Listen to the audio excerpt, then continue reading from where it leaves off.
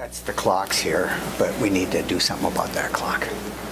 Can I steal a photo from you? It's falling further behind. I didn't bring something regular this time.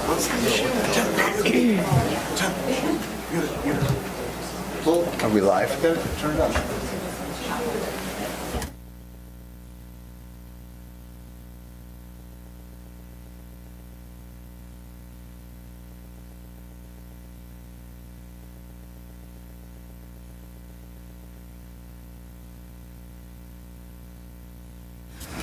Okay, everyone set? Call the meeting to order. Please rise and join me in the Pledge of Allegiance. Pledge allegiance to the flag of the United States of America and to the republic for which it stands, one nation under God, indivisible, with liberty and justice for all. All right. In deference to Carrie, she has asked that the citizens' request to speak be moved up, so we are going to do that since it's her last meeting. And she's made a couple other requests of me, but I'm not going to listen to her on those. So, all right. So on the request to speak, first up, before I start that, I have to read the obligatory instructions because some people are speaking for the first time to the board. So just so you understand, this is public comment is for input only. It is not a question-answer session, a time for debate, or a dialogue session. Members of the school board will not respond directly to public comments that are made at this meeting. No specific action will be taken at this meeting in response to comments that are made or issues that are raised during the public comment period. If the board determines that action is appropriate, the action will occur at a future board meeting. And typically, that means it's raised at a work session before it's ever brought to an action meeting. So that's what we do for 98% of our agenda anyway. A district representative may follow up with people who bring comments to this board. The board chair will recognize one speaker at a time. Only those speakers who are recognized will be permitted to speak. Individuals who interfere with or interrupt speakers, the board, or the proceedings may be directed to leave. And then finally, personal attacks on any individual, including any other speaker during the public comment session, are unacceptable, as are obviously obscenities or profanity. Persistence in making such remarks will end the individual's opportunity to address the board and may result in the individual being directed to leave. All right. With those instructions, then, I'll call Mike Miller of 473 Omaha Road. He's speaking about lacrosse. Yeah, thank you. I've got a couple captains here I'd like to introduce when I'm done, but I just want to raise a little bit of awareness for those of you who may know Wisconsin Athletic Association passed sanctioned lacrosse as an official high school sport in the state of Wisconsin last December. And as we understand it, we're the Hudson Lacrosse Association. We have about 250 to 300 lacrosse players in Hudson each year, and about 100 of those are high school aged girls and boys. Currently we have about 35 girls and 50 boys that play lacrosse at the varsity and junior varsity level. And so we're very excited for the opportunity to officially have that approved and sanctioned as a sport here in Hudson. Hudson girls and boys are probably considered top 5 team the last years. The girls were formed in 2012. And the boys in 2008. So it's about a 15-year-old organization. We manage a budget every year and support 10 youth teams and 4 high school teams. And so our vision is that we'd become a very supportive booster organization to the girls and boys high school teams for funding and for cooperation and support of those teams. And we know there's a lot of discussion coming about lacrosse potentially. We just want you to know that we're here for support. We're going to stay positive, and we're optimistic about the opportunity for, if we had as many teams as we could field for boys and girls, we think there could be 75 girls and 75 boys playing high school lacrosse here in Hudson. And that's our youth program will be nice because we can obviously support the high school organization. We can also continue to feed players into the system. And I think when you hear from our captains, you're going to see that our lacrosse players are well-traveled, they're good students, and it's a really up-and-coming sport in the Midwest. So we're excited for the school system to learn more. And so I'd like to introduce Cooper Fallon, who's Olivia Swinka. I can't remember who's second. Okay, Cooper Fallon. So Cooper can come up and speak a little bit about how the program's impacted his life so far. Thank you. Thank you.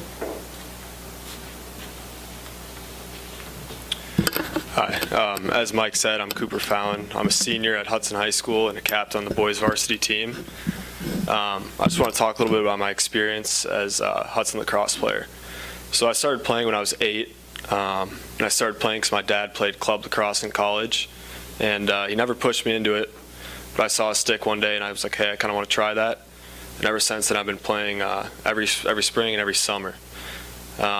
Every summer we spent traveling the East Coast for recruiting and lacrosse, and mainly because I love it, but also just because it's kind of how the development of the sport works. And through Hudson, I found those opportunities and met other players and introduced them to that next level of lacrosse. And because of all that time and commitment, I'm playing Division I lacrosse next year, which I'm attribute 90% of that to Hudson, just because all the coaches and the support of staff members and coaches like Judd and Mike and my dad. And I think it's just the amount of opportunity that you have in lacrosse and that kids in Hudson can provide, and the community is just, it's exceptional. I mean, I was lucky enough to be selected to the Team USA U18 team last fall, where we got to compete against the First Nation and Team Canada team, and just meeting those players from other cultural backgrounds and different parts of the world was just such a humbling experience and just an amazing thing to have under my belt. And I think because of Hudson lacrosse and the opportunities, I mean, there's many more kids to come that can benefit the way I benefited. And I also want to note that this year at our National Signing Day through the high school, I mean, lacrosse was the #1 represented sport at our signing day. I think we have 4 or 5 guys on my team this year that are planning on playing college from Hudson at the next level, and then I think there's some guys in the age group below that are definitely looking into it and being heavily recruited. So I just want to ask for your guys' support and vote when it comes to passing lacrosse as a school sport. Thank you. Thank you, Cooper. Next up, we have Olivia Swinka. Hi, I'm Olivia Swinka. I'm one of the girls' captains for high school lacrosse. I started in 6th grade, but we didn't have a youth team when I was in 6th grade. So I went for Stillwater, and I ended up playing 2 years there. But as soon as we started a youth program in Hudson, I jumped right over. I was like, I want to play for Hudson. And now Hudson has kind of become that for the surrounding areas. We have a lot of River Falls, New Richmond, St. Croix Central players that play for us because we're welcoming to them and we're a growing program. The team has kind of given me my best friends. I've grown up with them since 14U when Hudson kind of started up. But they seriously are the best group of people that I've ever experienced. I've tried pretty much every sport that Hudson has to offer, and this group is the group. I also think that Hudson lacrosse has really benefited our community. Obviously, it's benefited us, but we do annual Earth Day cleanup. We do a lot of clinics for youth. We volunteer with the St. Croix Valley Food Bank. We really try to get involved because we know giving back to the community, they'll want to give to us, and we really appreciate the support. I think one of the coolest things about Hudson lacrosse versus any sport in the area, but also towns, is that pretty much all of our high school players like to get involved in the youth. So I think pretty much every youth team has 1 or 2 high school players coaching, which is a really great experience for the youth, but also the high schoolers because they have such a vested interest in the future of the program, so they want to be hands-on. Obviously, sanctioning high school lacrosse would be the #1 goal, but that will give us access to better competition and a much closer range of travel. We travel pretty far right now, and that would be amazing to be able to play great teams in a closer range. So Hudson lacrosse is only getting bigger and better from here, and I can't imagine Hudson without lacrosse, and I really don't want to. So please vote to sanction Hudson lacrosse, high school boys and girls. Thank you. Thank you. That concludes, I think, the speakers on the cross. Very good job. And next up, we have Gomez Johnson, I believe, to speak about our anti-racist office, and her husband, Brad. So you still both get 3 minutes. The boss. Sorry. Hi, everybody. So this is a really heavy topic. After had a sweet topic, the racism is a really heavy topic to discuss. But I feel it's a really important one. I have 3 kids. We have 3 kids 2 in high school, 1 in middle school, and so our daughter has been experiencing racism for the past, starting middle school is when it started, and we kind of brought it. We didn't really give it a thought, thinking, hey, Hermon, it's okay, you work through it. Just a couple bad things happen in school, you just move on. And this year, it's something you can't ignore. So this is really intimidating because I'm here for my daughter because she's really important. I have to stand up for her, but this is hard for me to talk about it openly because I'm not asking for every parent to educate their children on racism, but I think it's an important topic to bring it up because it's such an emotional thing for her coming home crying, especially in February. It just got really, really bad. And I also want to say that we already brought it up. You have an amazing staff like David, Tara, Andrew, and they were amazing. They were, were able to hear our voice. But the reason I brought it up is because I want the parents also to understand, as parents, we have responsibility to educate our children on racism because it's a poison. Because my daughter is literally, shrinking. Every day she wants to go to the school, but she doesn't feel herself. It creates such a shame and embarrassment. And you can encourage her as much as you want, but she just wants to move. And so this is a step forward for me to just bring it an awareness. And we feel, we brought it up, and then I know that is something Tara and David really helped us and are working on it, and we really appreciate it. I'm really grateful to both of you for everything that you have done. But it's not so much a complaint, it's just more like an awareness. I feel the experience of racism for our daughter at school had profound negative impact on her emotional and mental well-being. Our daughter experienced firsthand racism in the form of daily racial slur at Hudson Middle School and now at the high school is extremely painful. Just to give you a perspective, and this is kind of ugly, I don't want to go through it, but I just want you to have an idea what she goes through. As a group of wrestlers passed by the hallway, 10th grader student coughed the nigger right at her face. Can I get the call, the nigger card here, Moon? One of the students pulled her tassel on the backpack, began to whip her, and asked her, how does this feel like here? You people get 1 month, and nobody's gonna remember you after that. I feel some of it is just kids being kids, but at the same time, I think you have a blind sight in your school that maybe this was not an issue, but now it's becoming an issue because you have minority in your school, and I think you need to look into it so that your minority student could be an advocate and actually impact your school and have a really positive outlook, saying, hey, I went to Hudson High School. It's all white school, but I had a great experience. I went to Minnetonka High School. I was like the third Black person in there, but I had an amazing experience because they were awesome teachers. So did Hudson. My oldest is autistic. He has incredible teachers. It's an amazing program. Mrs. Cowell, Tammy Cowell is she's amazing. She's been just incredible to him. So I know that you have programs that works. I think this is just I'm incredibly nervous to speak to you. This is intimidating. And I appreciate that. and Yeah. Thank you for your comments, and I Yeah. know your husband, he gets 3 minutes. too, Yes, so- exactly. All right. So, thank you. Thank you. So as my wife said, I'm not quite that short. As my wife said, I was here last year, I spoke to you guys, I don't know if you remember or not.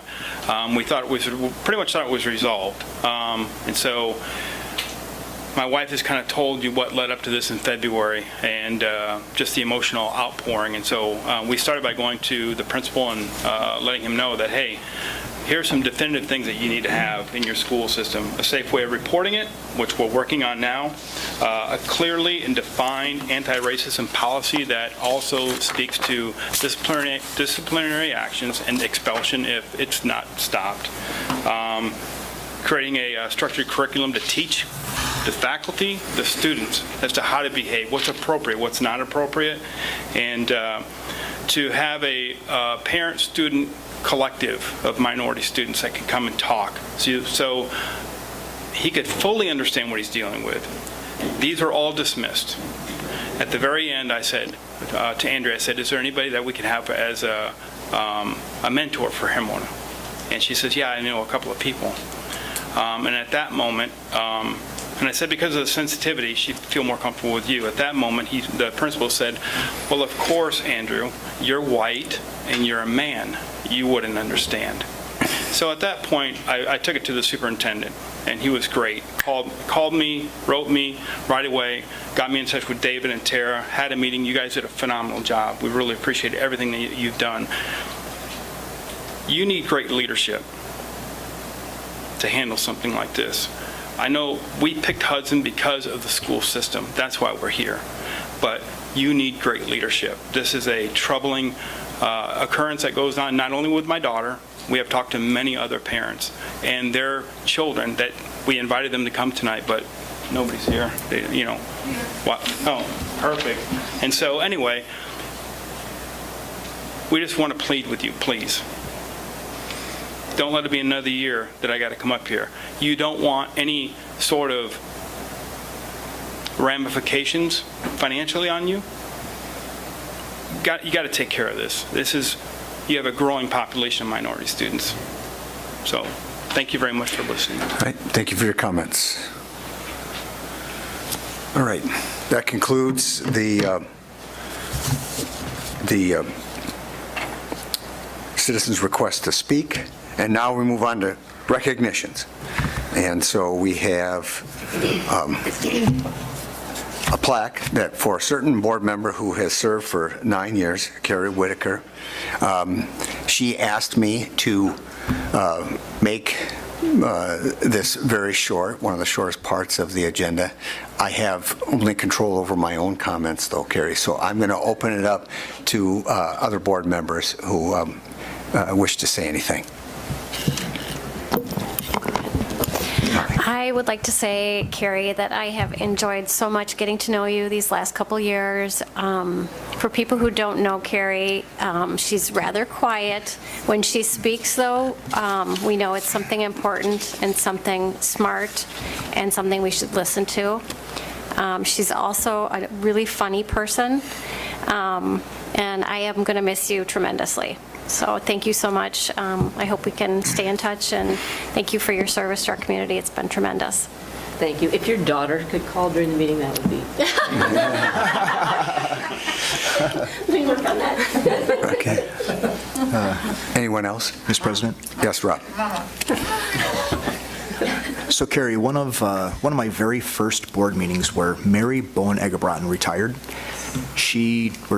you sang a song for her. And so I'd like to do the same for you. I'm kidding.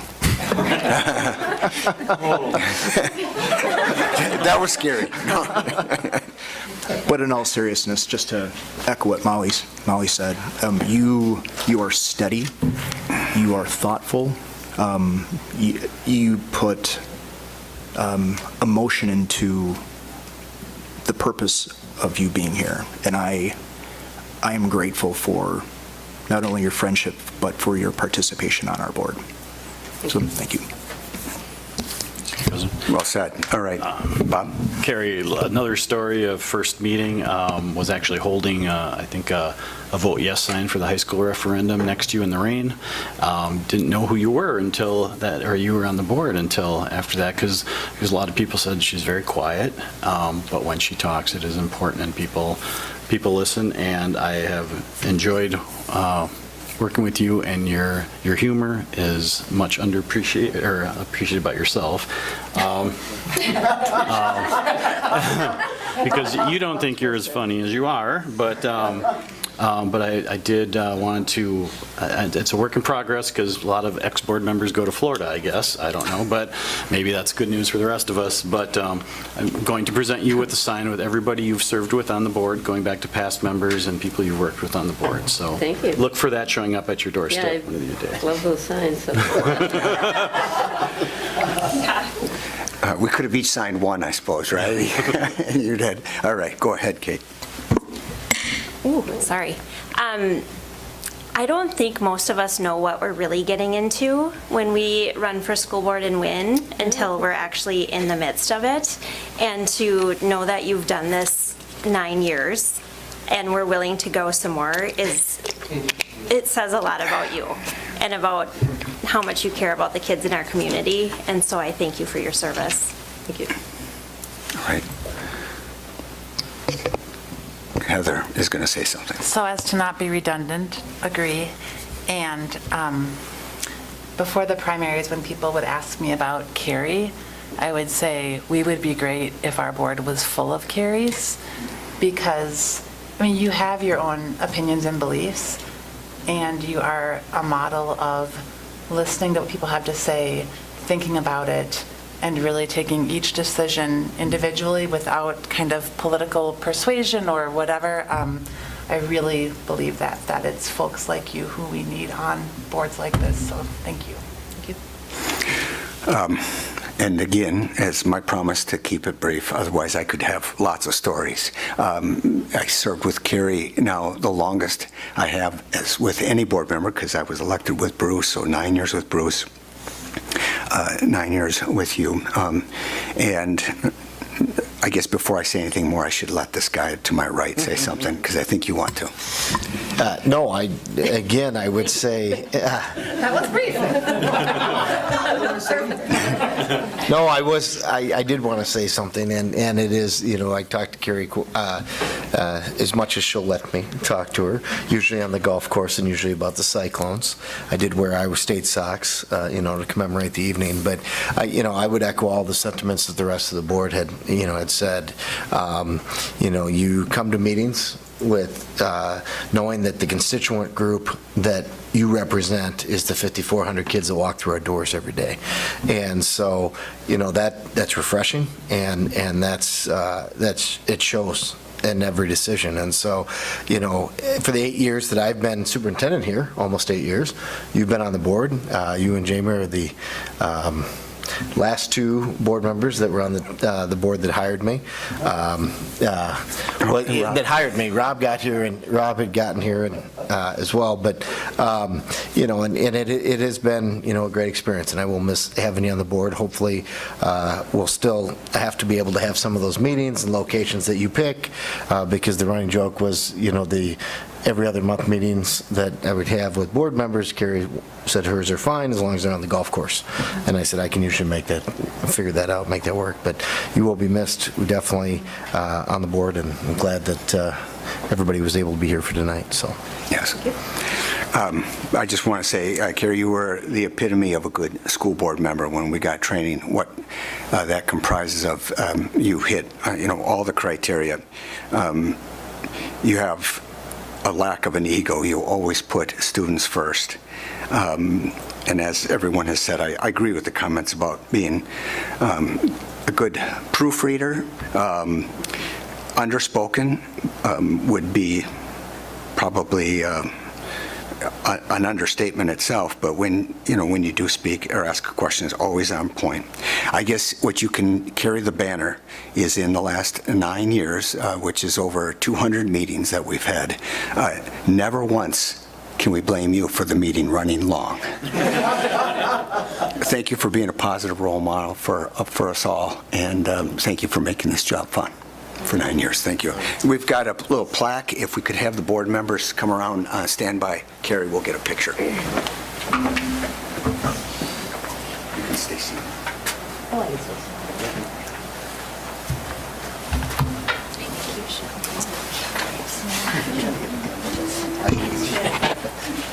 Arrange us.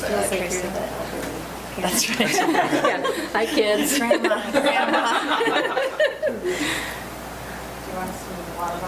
Oh, man. oh, can I? Take the trash out of there? Oh, keep the trash. I think she was talking about the garbage cans, not you guys. Where are you sitting, Tracy? She wasn't asking about me, was she?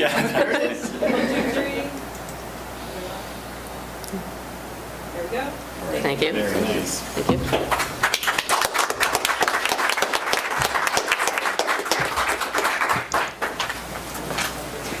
Well, can I say something? You bet. Thank you all for your kind words. I know it's obviously going to be in great hands moving forward. In this role, we've been privy to some unique communications over the years and aspects of the community, often very beautiful, sometimes not so beautiful. So I appreciate each and every one of you. And again, I know it's going to be in great hands going forward. So thank you for all the work that you'll continue to do. Right. Thank you, Carrie. And come back and visit us if you miss our meetings. You know, just not the work sessions, right? It's on there. All right. Well, moving on. Next agenda item is a public hearing regarding the COVID-19 back-to-school blueprint as required by the Education Stabilization Fund in the CARES Act. So what this requires is a hearing. It does not require any action since we are not changing the back-to-school blueprint from the last time that we were required to have a public hearing. So at this time, I'll call for any members of the public that wish to comment on our back-to-school blueprint. Please come up forward and speak now. All right. I'll now make my second call for any public comment regarding the back-to-school blueprint as is required by the Education Stabilization Fund. Rob, you look like, did you want to make a comment? Just a quick question. Do we have one more year of doing this, or is this the last year? If this isn't the last year, we have one at the most, but this might be the last year. Okay, thank you. Good question. Just made the second call for any comments. I didn't see anybody come forward, so now I'll make the third call for any public comment for the hearing as is required by the Education Stabilization Fund and the CARES Act. All right, no one's come forward. At this time, I'll entertain a motion to close the public hearing. So moved. Is there a second? Second. All right, motion by Rob, second by Bob. All those in favor signify by saying aye. Aye. Those opposed say nay. The ayes have it. The public hearing is closed. Next up, we have reports, school board, and referendum election results. Absolutely. So this is just the results of the election. These are the official results. They have been canvassed, I believe, this morning. Is that correct, Tim? Mm-hmm. So as you can see, the official results, the top two vote getters for the school board race were Megan Wazowski and Heather Loughlin. So those would be the two candidates then that become board members. That will happen at the April work session. We do the swearing in and that process. Also, as it relates to the different referendum questions, referendum question number 1, which was the operating question, failed. And you can see the vote totals on there, roughly 53-47 in that area. And referendum question number 2, which is the $29 million capital question, did pass. It is, again, almost the exact inverse of that. About 53-47 as far as yes to no's.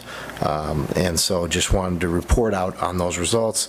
As far as next steps related to those elections, we'll talk about a little bit later in the agenda, but just wanted to make sure the official results were included in tonight's meeting. Yep. So freshly canvassed this morning, and so far, no word on anyone coming forward with an alternative set of electors, right? No alternate electors at this point. All right. So any other questions on that? Moving on, we have now our action agenda, and I would entertain a motion for the consent agenda with the language regarding the expenditures that's up on the screen. Mr. President, move approval of the consent items and that the Chief Financial and Operations Officer be authorized to pay bills in the amount of $1,443,761.69. Second. All right. Motion by Rob, second by Carrie. All those in favor signify by saying aye. Aye. Those opposed say nay. The ayes have it. The consent agenda is approved, and I know we have 2 retirements that you wish to, 24 years, it looks like for both of them. 24 years each, yes. So we have Yvette from District Office and the Student Services Department, 24 years of service, and she'll be retiring at the end of June. And then also Mark Rivard. He's currently the head custodian at North Hudson, was also a long time at EP Rock, with another 24 years. So we were looking forward to celebrating them at the upcoming recognition banquet, and I hope you can all attend. Which is May 3rd, May right? 3rd, Wednesday, According May to the 3rd. invitation. That's here on right. our desk. Okay. It'll be a fun night. You have a question, Yes, Bob? Mr. President. Just mentioning that while we have one Rivard that is leaving, we have his son who is still with us for another 24 years, hopefully, correct? So, excellent. Let's keep him in Hudson. Congratulations to those employees, and we appreciate their loyalty and dedication for nearly 5 decades between the 2 of them. So, And one more thing, I believe Mark Rivard should get a special, he worked at EP Rock for so long. The hot air affair every year was just so hard on the building and his staff, and he did it wonderfully, so. yeah, I think the hot air fair has actually been going longer than he's been there, but that's 24 years. That's a long time. All right. Anyone else, other comments there? Okay, so now we're moving on, and next up would be architect discussion and direction. I'll turn it over to Nick. Yep. So at this point, because we do have the capital referendum in the past, we need to kind of know what is the direction with next steps. The recommendation for the administration would be that we would continue to work with Bray Architects, and I would need direction from the board to negotiate a contract with them, and then the final contract would have to still be approved by the board, but essentially then, after that got on board, then we would be looking at an RFP for a construction management firm not long after that as well, but that would at least allow us to start the design process moving forward. So I would open up for any questions or comments. Anyone?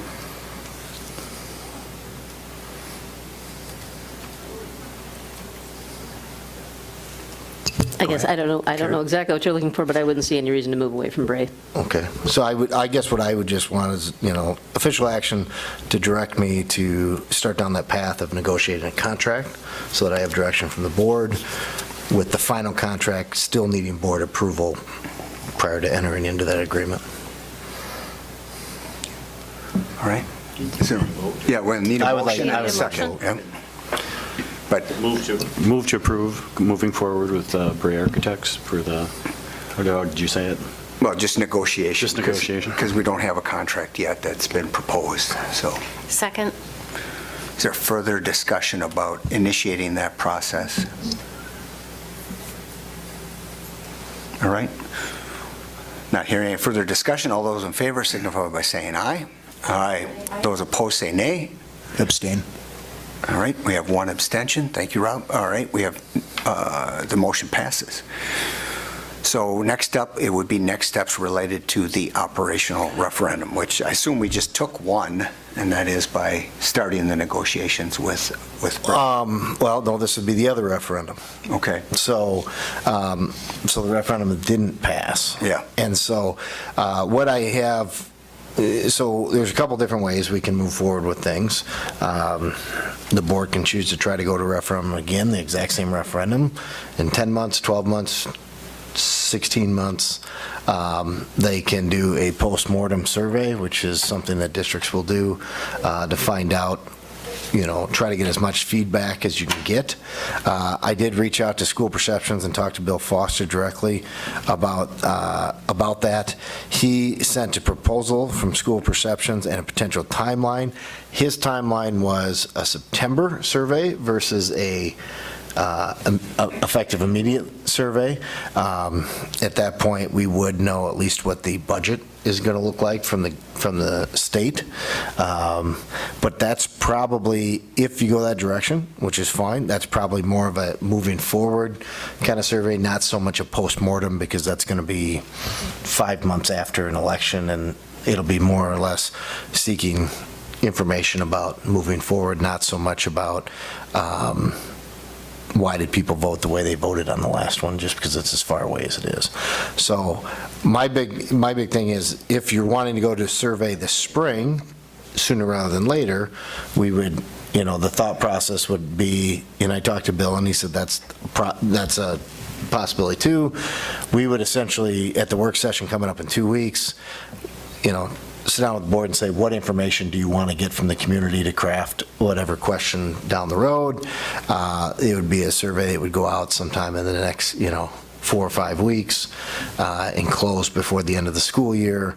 And then over the course of the summer, we'd be working with the data to try to eventually craft questions. Whether you decide to go this spring or you decide to go in September really doesn't impact your ability to go to referendum if you choose to go to referendum in February or April or August or November of next year. So just wanted to kind of put that out there as what the next steps are. At the end of the day, we are going to continue to need probably some type of operational referendum eventually. It's just a matter of, how soon it's going to be to get there. Mr. President? Yes, Rob. And so just, I guess my 2 cents, it would be foolish of us to not survey twice. It's important for us to understand why the public did not support the operational referendum now, especially as it's fresh in their minds, and then take that information, do our planning, and then go back out to survey with options or ultimately whatever as administration you choose to do. To not have that foundation now will hand tie us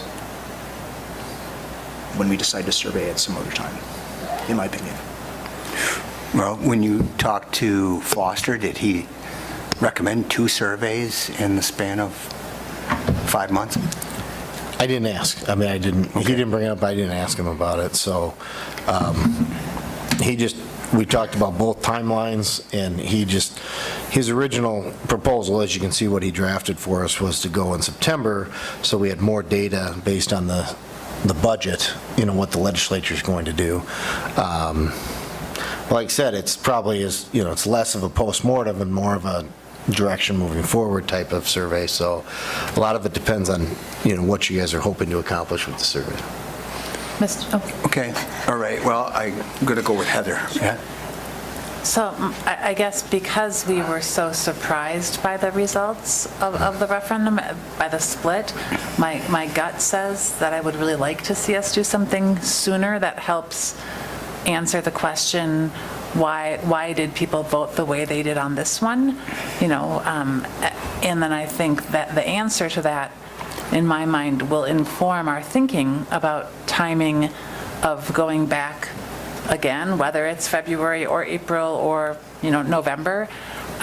So I would be interested in seeing what that would look like, a survey with a more speedy turnaround while people are still remembering maybe what they were thinking when they voted, with also plans maybe with, at this point, still a little bit of flexibility on the date to go back with a more comprehensive survey once we have a better sense for what it is that we would be asking people to support the next time around. Okay. Somebody else? Was it Molly? Were you? Go ahead. Kate? I'll go first. I think it makes sense to go ahead with survey initially here with a maybe out there if we do a second. Mm-hmm. Or some flexibility, like you said. I guess my other thought is that, the voters said no. And so I'd like to see, as a board member, what our budget would look like if we never got this money again. So what cuts would we need to make? What would programming look like? So that I think us and our community can see what that looks like. No, absolutely, and I think that's an excellent point, and that's something, we talked about this administratively over the last couple days, and I think we kind of see it as a two-phase approach when it comes to the budget. Okay, what other things currently going into next year that, we talked about, it's really hard for us to start laying people off right now because of the statutory timelines. But what things can we reduce in our budget going into next year? And then over the course of the summer, start putting together what that plan looks like, should another referendum not pass, or should the board choose not to go to referendum again. I think the nice thing about, at least if we get the feedback from people sooner rather than later on the postmortem, that will help us put together what that plan looks like, as far as, with the administrative team over the course of the summer, because it's not just usually it's not just a one-question survey. It's, you're going to ask a handful of questions and also get some feedback on rationale and things like that. And so, I think that's where,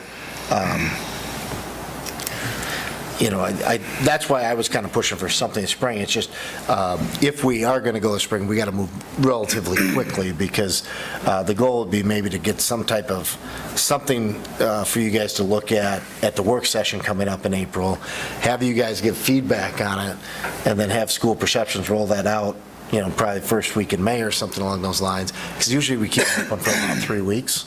And then, based on that data, then spend the summer talking about the what shifting of the budget, repurposing the budget would look like, so that if flexibility, like you said, we go back out to another survey in the fall, we can say, okay, based on the feedback we got in May, we've made these budget adjustments, this is what it would look like should we not go out to referendum again, or if it doesn't pass again. I think those are both very good points made by everybody. Molly. Thanks. I agree that I think we should figure out what the voter was thinking about the operational.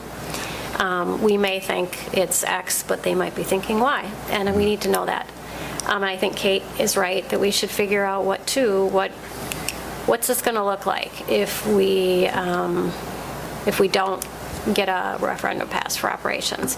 And we may, in my mind too, it's like a survey now is more important than the survey in the fall. That might be, the survey ultimately is the referendum. Although if we do a survey now, that could be 9-10 months from a survey till we actually have a vote again. So almost I think we should do a survey now, put a second one on hold, and do one, if we were going to do one, not in September, more like November. So we have a couple months in of people being kind of engaged in school, because many families just kind of check out in the summer. It's not on their minds. So that's kind of just my 2 cents too. Mr. President? Yeah, Rob. It might be beneficial for the board if you were to ask Bill for a couple sample postmortems specifically around Operation Referendum, so that we can see, maybe Bill's available, he can step us through how they come together and the value. Yeah, I mean, that's exactly what we would do at the work session. I just needed to know, how hard do you want us to push on this? So if the board says, yes, we want to get something out this spring, then the plan would be, okay, let's draft something, but also let's give some examples of what other districts have used for postmortem surveys, so that you guys can respond to stuff instead of trying to sit in a meeting and craft something from scratch. So I think, that's exactly what we can do. Right. And I guess, again, the trying to be cost effective, and I would want to know, like, can they do a postmortem? So it's different than when they're developing strategy, trying to inform the public. They have to design a survey to, moving forward, and talk about what options have been involved in community engagement. So I see that estimate is $9,600. I don't know about deferring it to November, because I would want us to have flexibility to be able to go back in February, because a lot of this depends on, budget stuff. And Kate's right. I mean, we're going to have to come up with a budget that doesn't have a levy increase or override, whatever terminology. So we are going to have at least one budget in, but we do have to find out what the legislature is going to do, because they seem to be all over the map as to what the recommendations are going to be moving forward. So, I mean, ideally, I would want to have results back so that we can have the flexibility to move forward as early as February, but, maybe it's April, because the statute allows for 2 referendum questions in a calendar year. And in this case, in 2023, we just had a referendum. One was operational, one was capital. So we don't have to worry about the capital now for a while. So the operating referendum, we could do a one-question one in February or April, and if that didn't pass, we'd still be able to come back in November. Or August. Or August with another one. But I think operationals are, a little bit easier when it comes, because in capital, as we know, we can come up with 28 different options for a suggestion for high school and middle school solution. There is changes on what we would do with the budget and ways we can cut, and I think we should get some feedback on, what the public, is thinking on their kind of explain the vote. I just think it could be relatively less complicated survey than the one that would be in the fall.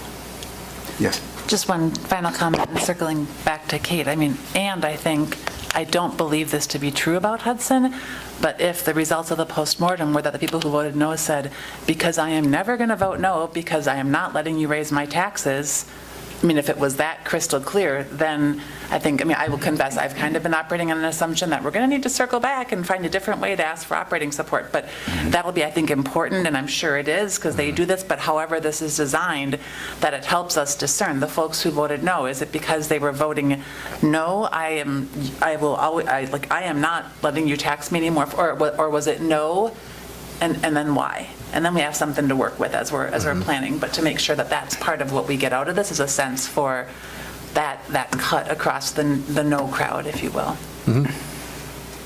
Any other comments? Otherwise, you have, Bob? Yeah, I would agree with everyone. We should try and get some information first, just from the perspective of the no vote. I mean, you can read a lot into it as far as, could it just be that kind of, some people have said, an open-ended checkbook every month, and now you're piling that on top of a vote that was still on with the county. The county did it poorly as well. So is it timing, or is it the direction? But I think I agree with Kate and Molly about if we get the needs out there and what it's going to look like if we don't get another one, because that is real. Yeah, and I think that's the work that gets done between the two surveys, probably. All right.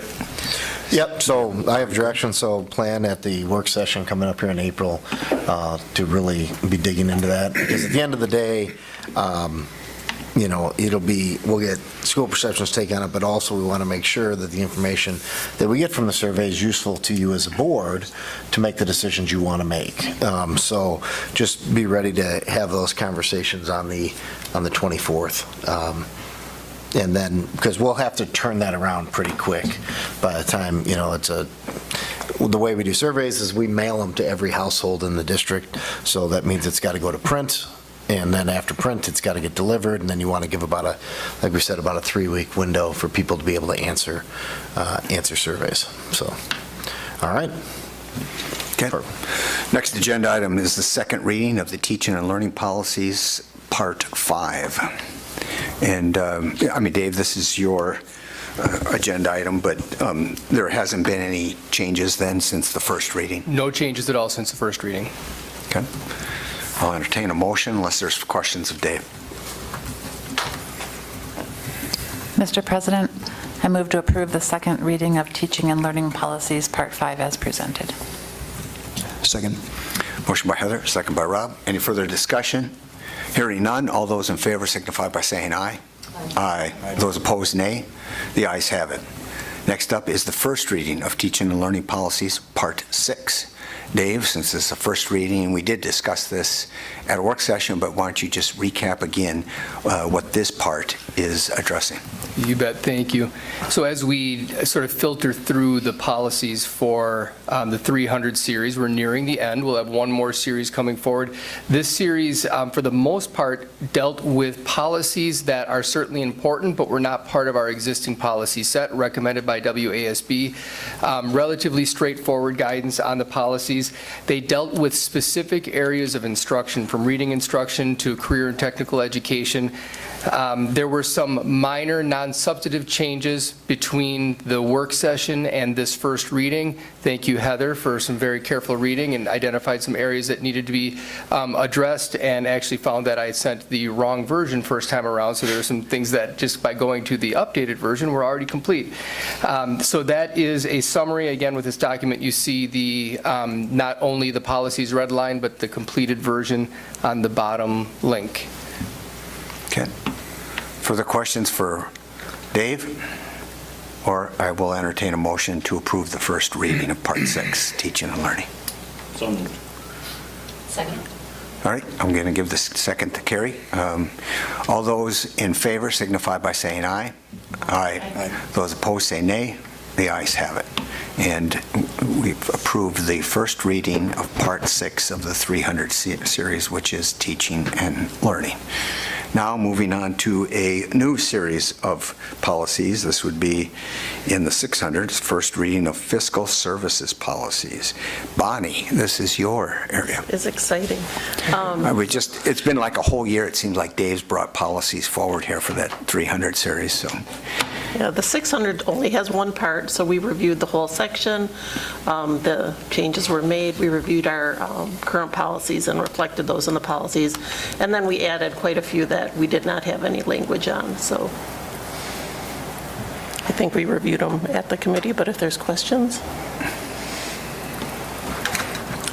Mr. President? Yes, Rob.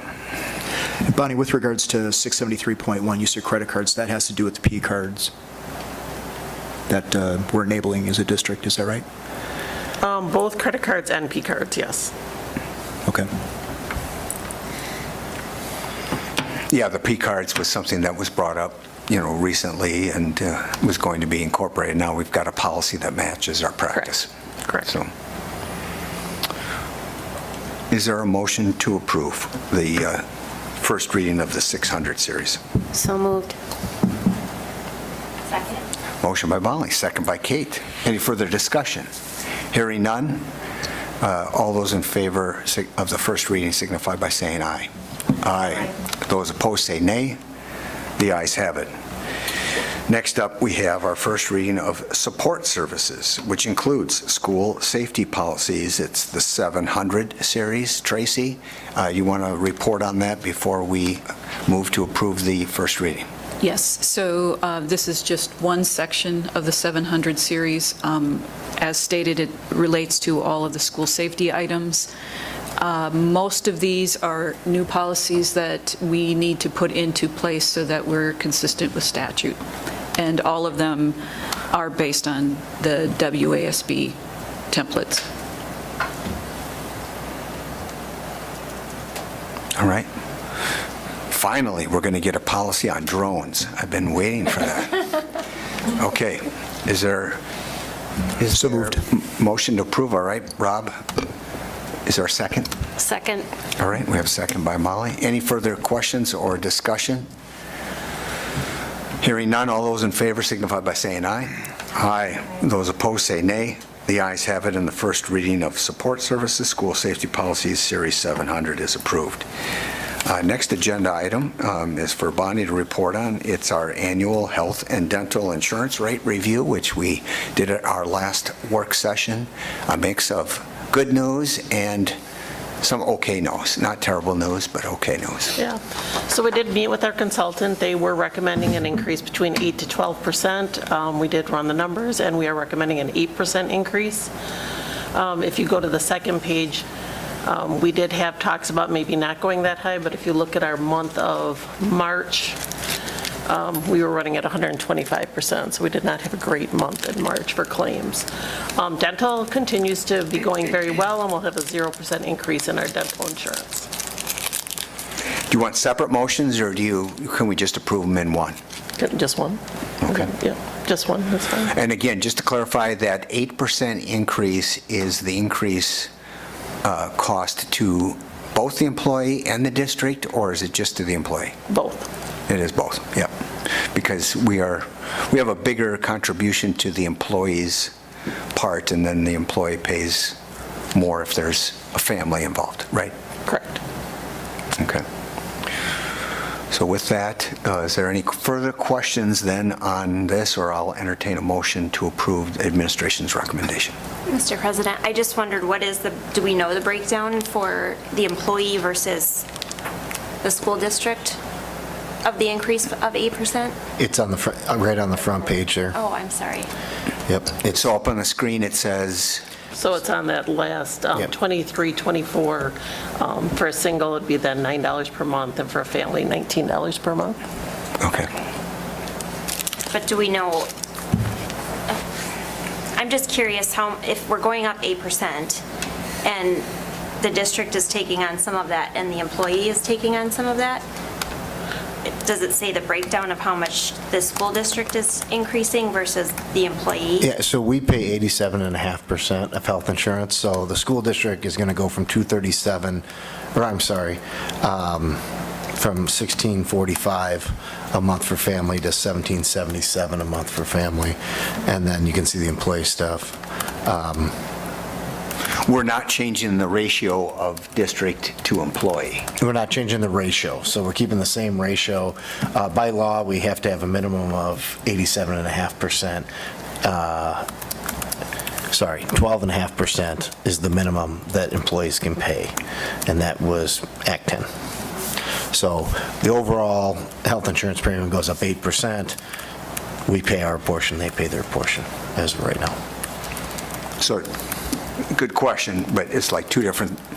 One is the increase that is the proposal by the administration, but there's no recommendation by administration to change that, staying at the 12.5% for employee costs, correct? Okay. All right, any other questions with regard to the health and dental insurance rates, or is there a motion that we could put forward? Move to approve. Second. All right. I'm sorry, I didn't hear the second. Was that you, Kate? All right. So motion by Heather, second by Kate, and that is to approve the 8% increase for employee and family both on the health side and 0% on the dental for both, correct? Mm-hmm. All right, I see two nods. All those in favor signify by saying aye. Aye. Those opposed say nay. The ayes have it, and that 23-24 increase is approved.